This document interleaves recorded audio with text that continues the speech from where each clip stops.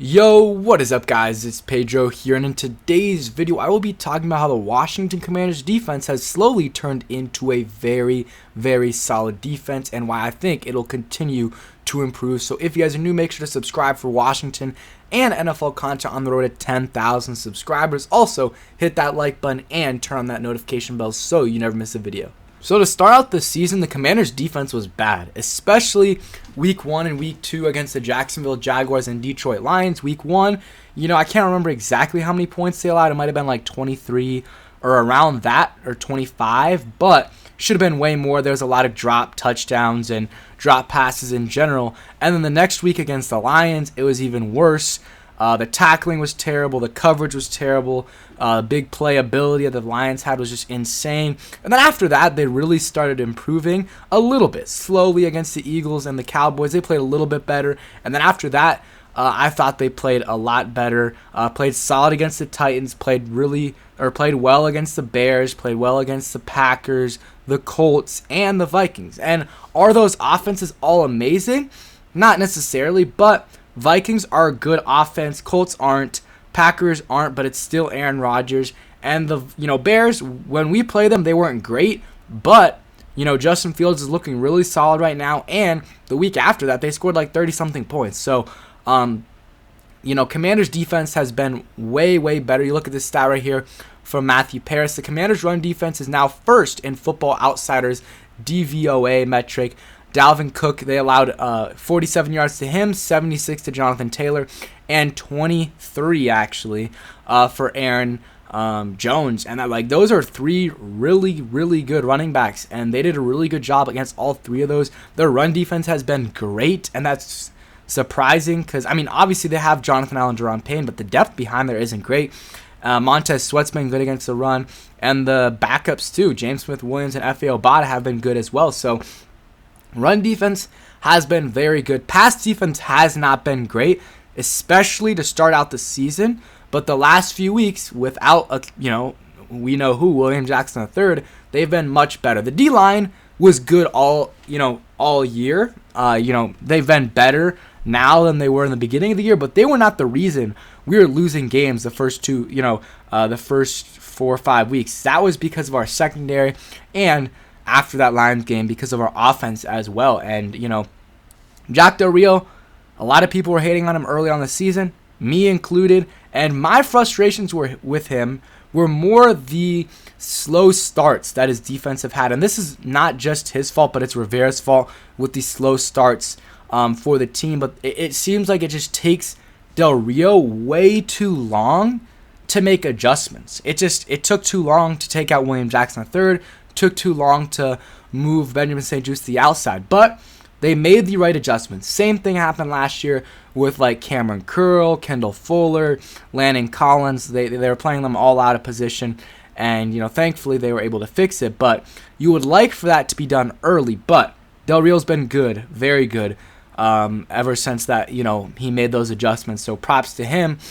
He's been good for sure. Some other stats for the defense. This is since the game in Detroit. EPA per play is 8th in the league. So that's pretty good. I'm pretty sure. 8th is good. Success rate 3rd. Drop back sack rate. I'm pretty sure that's what SR stands for. 7th. Rush EPA 2nd, and rush sack rate 3rd. So really good numbers there ever since Detroit. And maybe they'll get Chase Young back this week, and Cole Holcomb maybe as well.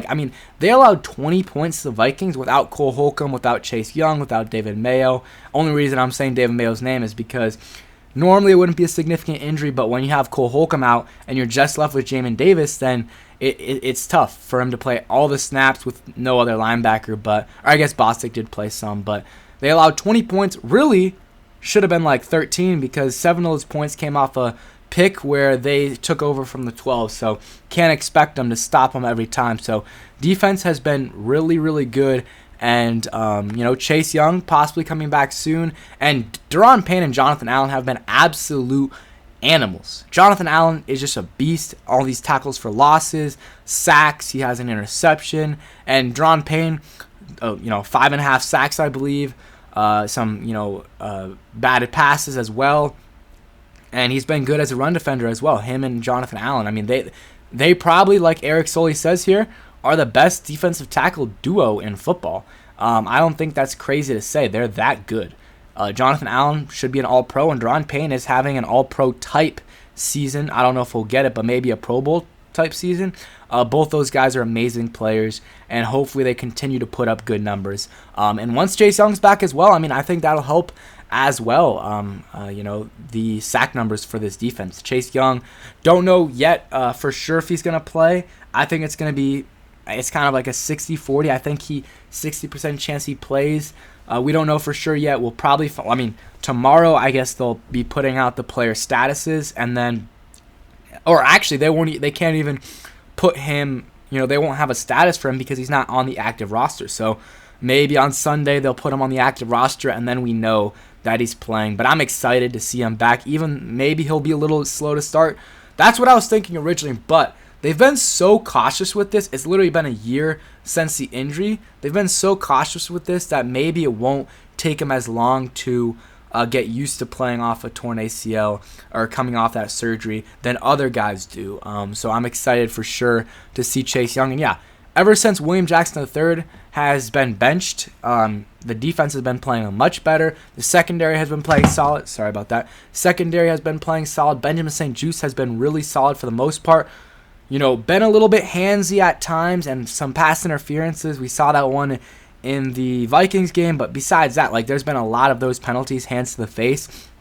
That's one thing he has to work on, but besides that, he's been really solid. He's been really solid, and I'm happy that he's playing well. Also called out Dan Snyder the other day, so I'm excited to see what his development is in the next the rest of the season and beyond. So he's looking like he can be a really, really solid corner in this league, and he kind of held his own against Justin Jefferson, kind of. He had the touchdown he allowed in the beginning. He had a lot of good coverage on that drive. He just didn't turn around his head. And then then he allowed one big play to Jefferson. And that was tough because he literally, the 2 plays before, that was the play where he had the pick 6 that got called back. So, he was running really hard to get a touchdown there. And then next play, sprinting to get a sack. And then he's just gassed. And the next play is the Justin Jefferson 30-plus yard catch. So really unfortunate situation for him there, having to really gas, and then Justin Jefferson just runs a go route. But he's been looking really good. Kendall Fuller, he was terrible to start, but he's been much better in my opinion. Last week he was really solid, and that bodes well for the Commanders the rest of the season. And then Wild Goose was good at times. Last week wasn't great. And they put in Danny Johnson, who had an interception off of a great Benjamin St-Juste pass breakup. That saved us 3 points at the end of the game, or at the end of the half, which was really, really hype for us. So defense playing way better, getting some guys back. Maybe Chase Young this week, probably not Cole Holcomb. Maybe Cole Holcomb the following week. And I think this defense has a chance to finish as a top 10 unit. Right now, I don't know where they're ranked in terms of point. I know DVOA, which is, more of an analytical way to measure the defense. They have them at 15th overall, but they're continuing to climb that list, and I think that once the season ends, I think they'll be probably close to top 10. And I don't know the stats on this, but I would be interested to see what their ranking is ever since that Lions game. Would be interesting to see. See that they're 26th in passing, which is what is weighing them down right there. But I'm excited to see what they can do against Philly this week. They got a great offense. They've got a great offense, but I think we've got a good defense, and I think that maybe we can limit them a little bit. Hopefully, able to limit A.J. Brown and Devontae Smith, and obviously Jalen Hurts and Dallas Goedert as well. So, that's it for today's video. We'll have a preview video for tomorrow, or a preview video for the Eagles game. I'll have that out tomorrow. More likely than not, should be a good one. And then maybe a stream on Sunday. And, of course, we got game day on Monday night. Hype for that. Thanks for watching, and peace.